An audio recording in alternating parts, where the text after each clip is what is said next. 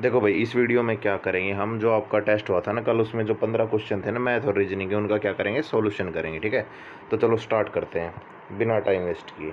तो पहला क्वेश्चन क्या कहता है कि एक एक काम को 16 दिनों में करता है। तो ए क्या करता है, 16 दिनों में करता है। बी उस काम को 12 दिनों में करता है। बी उस काम को 12 दिनों में करता है। उन्होंने 4 दिनों तक एक साथ मिलकर कार्य किया और ए चला गया। ठीक है ना। बी ने शेष काम अकेले पूरा किया। काम को पूरा समाप्त करने के लिए बी ने कुल कितने दिनों तक काम किया। तो देखो भाई, इनका एलसीएम कितना आएगा, 12×3 = 36, 12×4 = 48। तो ए की एफिशिएंसी के 16×3 = 48, 12×3 = 36। बी की एफिशिएंसी कितनी आई, 30, और 16×3 = 12×4 = 48। ठीक है, तो बी की एफिशिएंसी कितनी आई, 4 आई। 4 आई। ए की एफिशिएंसी 3 आई। तो दोनों ने कितने दिन तक मिल गया, दोनों एक दिन में कितना काम करेंगे दोनों मिलके, 3 + 4 मतलब 7 यूनिट काम करेंगे एक दिन में। टोटल काम कितना है, 48 यूनिट। ठीक है ना, ये क्या आपका टोटल काम। तो ये एक दिन में तो 7 यूनिट काम करते हैं, तो इन्होंने 4 दिन 7 काम किया, तो गुणा 4 मतलब कितना, 28 काम कर लिया इन्होंने 4 दिन में। कितने दिन में, 4 दिन में। ठीक है, अब देखो बचा हुआ काम कितना बचा, 48 में से 28 गए, कितना काम बचा, अब 20 काम क्या है बचा हुआ है। अब अकेला इस 20 काम को कौन कर रहा है, बी कर रहा है। तो बी की एफिशिएंसी कितनी है, 4 है। 20 काम को कितने दिन में करेगा, 20/4 कितना आएगा, 5 दिन में। ठीक है ना, ये क्या क्या बचा हुआ काम बी कितने दिन में करेगा, 5 दिन में। पूछा क्या है, बी ने कुल कितने दिनों तक काम किया। तो बी ने 4 दिन तो ये किए थे साथ में एक और अकेले 5 दिन ये किए, तो टोटल कितने दिन किया काम किया, 5 + 4 कितने, 9 डेज काम किया। ठीक है, 9 दिन काम किया। तो सी ऑप्शन क्या हो जाएगा, राइट आंसर हो जाएगा। आगे बात समझ में। अगला क्वेश्चन देखो, ये देखो ये क्या कहता है कि monthly expenditure of a family different add is shown in the figure. ये चार्ट दिया गया आपके पास, इसमें अलग अलग वो बता रखे हैं इसमें कि भाई मंथली जो मासिक इसकी वो है क्या, वेज खर्चा वगैरह है ना, वो बता रखा है। तो देखो एक पूरा सर्कल कितने डिग्री का होता है, पूरा सर्कल 360 डिग्री का होता है कि नहीं। ये कह रहा है कि बच्चों की शिक्षा, परिवहन और किराए पर खर्च की गई कुल राशि कमाई का कितना प्रतिशत है। मान लेते कमाई कितनी है, 100 है। अब देखो इसने बच्चों की शिक्षा मतलब चिल्ड्रन एजुकेशन पे कितने किए, 70 डिग्री दे रखा है इसने। और इसने परिवहन मतलब ट्रांसपोर्ट पे कितने किए, 50। और किराए पे रेंट पे कितने किए, 60। ठीक है, रेंट पे कितनी की, 60 की। तो इसने टोटल कितना खर्चा किया, इसने टोटल खर्चा किया 70 और 60 130 180। भाई इन तीनों को क्या कर दिया मैंने, जोड़ दिया, ये टोटल हो गया 180। और टोटल था कितना, 360 था। और हमारा कितना है, ये 100 रुपये मान लेते थे। तो क्या हो जाएगा, इसने बताना कितना प्रतिशत है इस टोटल का। तो क्या हो जाएगा,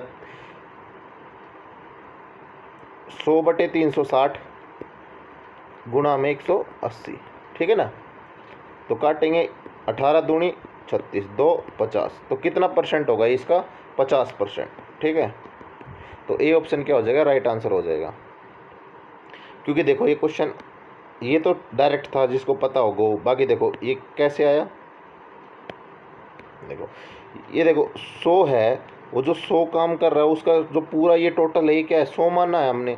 तो ये 100 की वैल्यू कितनी दे रखी है, 360 डिग्री। और हमने निकालनी कितनी, 180 डिग्री की वैल्यू। तो 1 डिग्री की वैल्यू कितनी हो जाएगी, 100/360।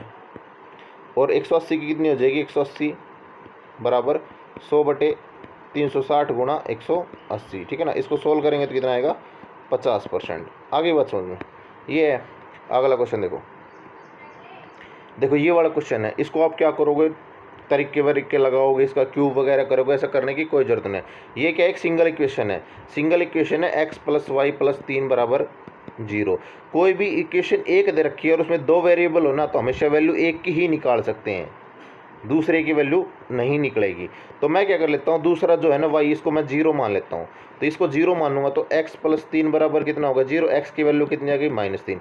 ये जो x की वैल्यू -3 आई है ना, इसको मैं क्या कर देता हूँ, इसमें पुट कर देता हूँ। तो कितना आएगा, -3 की क्यूब, x की जगह रखूँगा तो y की जगह मैंने 0 रखा, माइनस ये भी क्या हो जाएगा, 0 हो जाएगा, y की जगह 0 है। तो प्लस का ये बचेगा 9, प्लस का 9। तो इसको सोल्व करेंगे कितना आएगा ये, माइनस का 27 और प्लस का 9, तो सोल्व करेंगे कितना आएगा, माइनस का 18। ठीक है ना।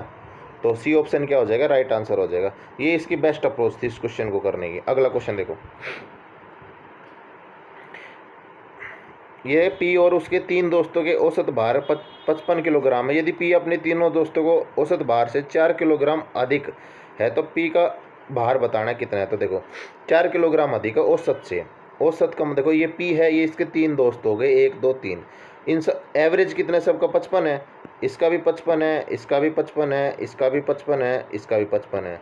और ये कह रहा है कि जो पी का जो एवरेज वेट है ना वो कितना है, इन सब के औसत से 4 ज़्यादा है। तो इन तीनों का औसत कितना होगा कि ये 4 ज़्यादा हो जाए। तो मैं यदि इसमें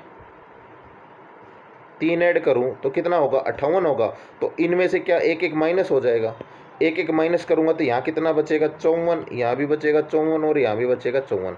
तो देखो इनका जो औसत है वो कितना है, 54 है तीनों का, और इसका कितना है, 58 है। तो कितना ज़्यादा है ये, 4 ज़्यादा है।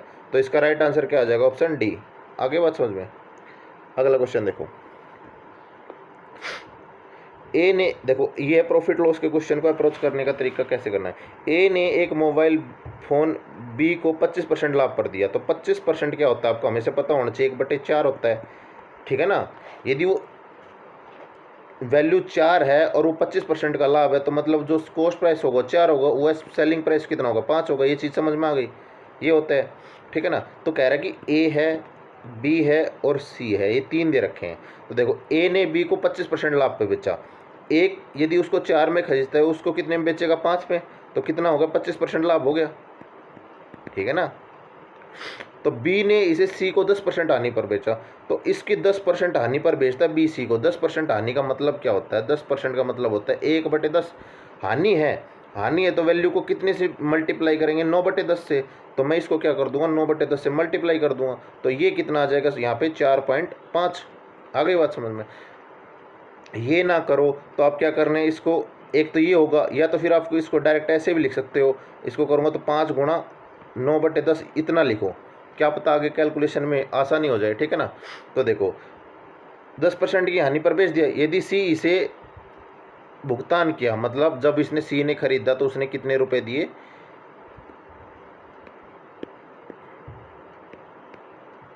कितने रुपए दिए उसने भाई, 5625 रुपये। तो ये 5625 रुपये ये किसकी वैल्यू है, इसकी वैल्यू है। ठीक है ना। तो यहाँ से एक की वैल्यू कितनी आ जाएगी, एक की वैल्यू आ जाएगी 5625 बटे में 5 गुणा 9, ये 10 ऊपर चला जाएगा, गुणा 10। ठीक है। तो इसको सोल्व करेंगे तो देखो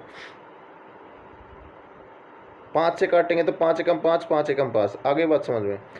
5 दूनी 10 और 5 25। ठीक है। 9 से काटेंगे तो 9 एकम 9, बचे 2, 9 दूनी 18, बचे 4, 9 पंजे 45, 125। तो एक की वैल्यू कितनी आई, 125।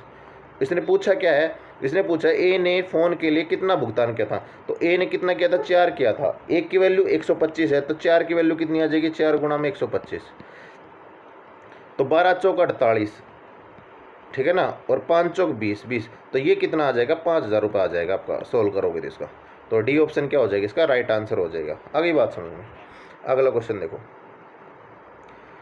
ये रीजनिंग के क्वेश्चन है भाई। ठीक है।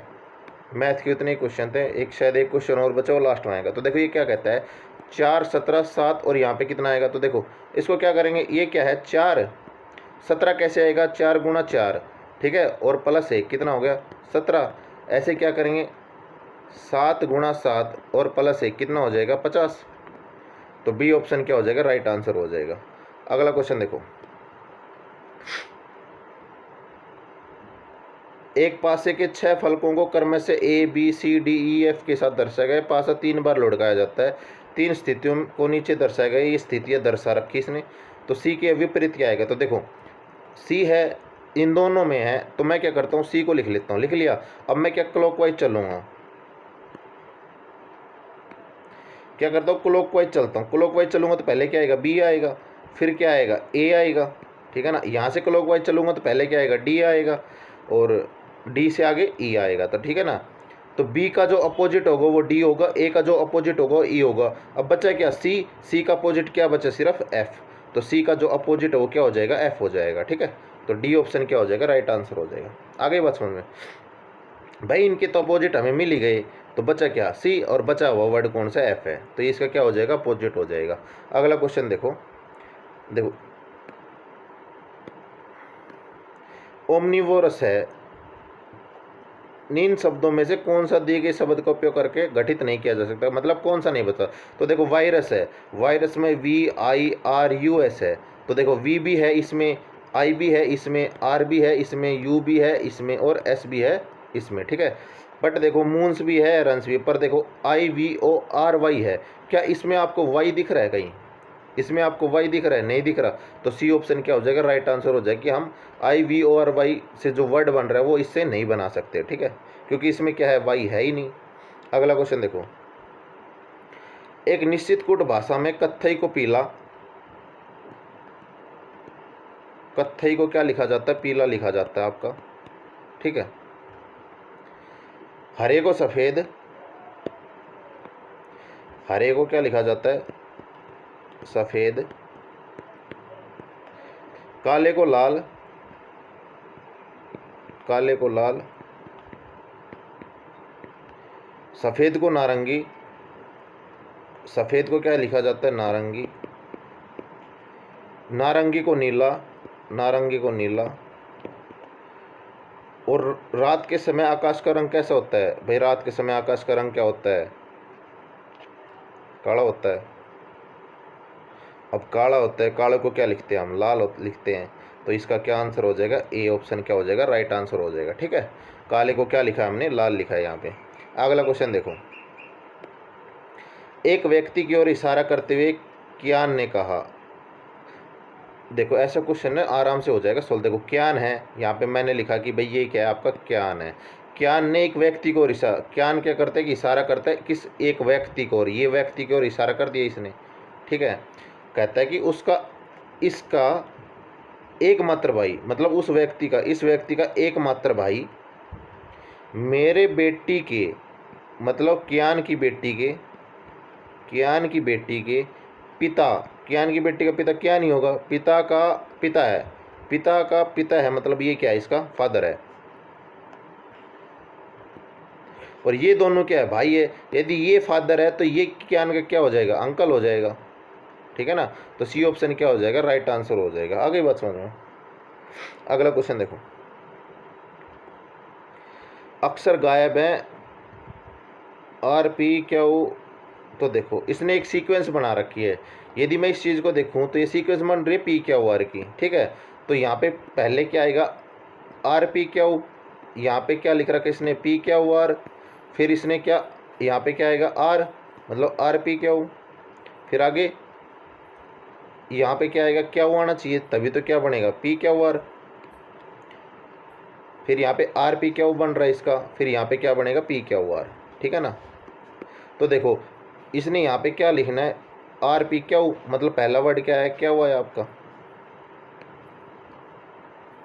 दूसरा RPQ, दूसरा क्या है, R आया, PQR क्या हुआ आया, और PQR लास्ट में क्या आएगा, P आएगा यहाँ पे।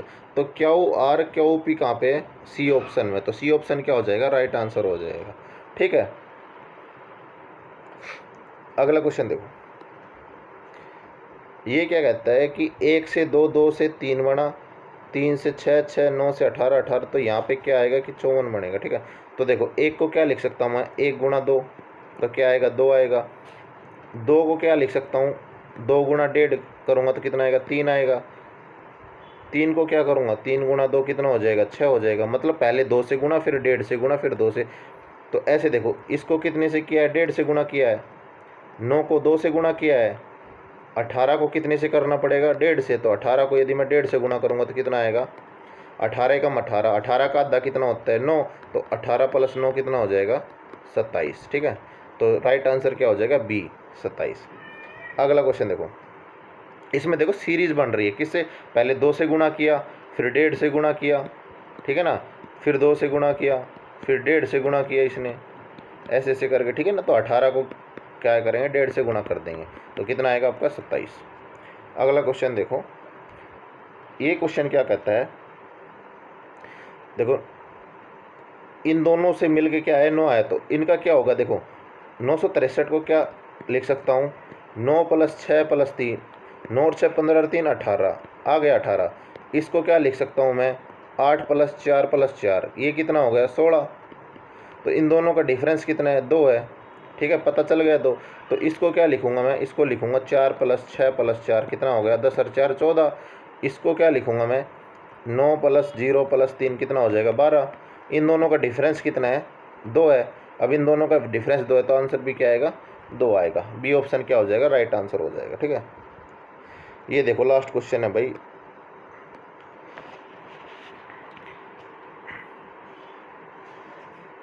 मोटरसाइकिल का सूची मूल्य, मतलब the list price of motorcycle is 20% more than it's cost price. मतलब देखो ये कॉस्ट प्राइस इसका, ये सेलिंग प्राइस है, और यहाँ पे होता है आपका लिस्ट प्राइस। लिस्ट प्राइस का मतलब है MRP भी होता है आपका, ठीक है ना, मार्क प्राइस। तो ये क्या करेगी, यदि कॉस्ट प्राइस 100 है, मान लीजिए कॉस्ट प्राइस क्या है 100 है, तो ये क्या है, जो लिस्ट प्राइस है ना इससे क्या है 20% ज़्यादा है, तो मैं इसके 20% ज़्यादा करूँगा, 20% बढ़ाऊंगा तो यहाँ कितना हो जाएगा 120 हो जाएगा ये, ठीक है ना। 20% 100 में बढ़ाने से 120 हो गया ये। अब कह रहा है कि यदि ये क्या करेगा, डिस्काउंट देता है इस पर, जब ये डिस्काउंट देगा कितने का, 30% का, तो 30% का मतलब होता है 3/10। अब 3% पे डिस्काउंट दे रहा है, तो मतलब वैल्यू को किससे गुणा करेंगे, 7/10 से। भाई जब 10 पे 3 का डिस्काउंट दे तो वैल्यू कितनी आएगी, 7 आएगी। तो इसको मैं क्या करता हूँ, 7/10 से गुणा कर देता हूँ, तो करेंगे तो 10 से 10 कट जाएगा, 12 7 84, तो यहाँ पे कितना आ गया 84। तब पूछा कि कितनी प्रतिशत हानि होगी, तो पहले कॉस्ट प्राइस 16 था, सेलिंग प्राइस 84 है, तो कितना डिफरेंस है 16। 16 का डिफरेंस कितने पे है, 100 पे है, तो 16 का डिफरेंस 100 पे है, गुणा 100, ये परसेंटेज कितने आ गई 16% की, क्या हो जाएगा आपको लॉस हो जाएगा। आगे बात समझ में। अगला क्वेश्चन, इस वीडियो में इतने क्वेश्चन थे, तो वीडियो अच्छी लगी तो लाइक कर देना, दोस्तों को शेयर कर देना, और चैनल को क्या कर लेना सब्सक्राइब, और ग्रुप में टेस्ट के लिए जुड़े रहना। तब तक के लिए थैंक यू, ठीक है, बाय।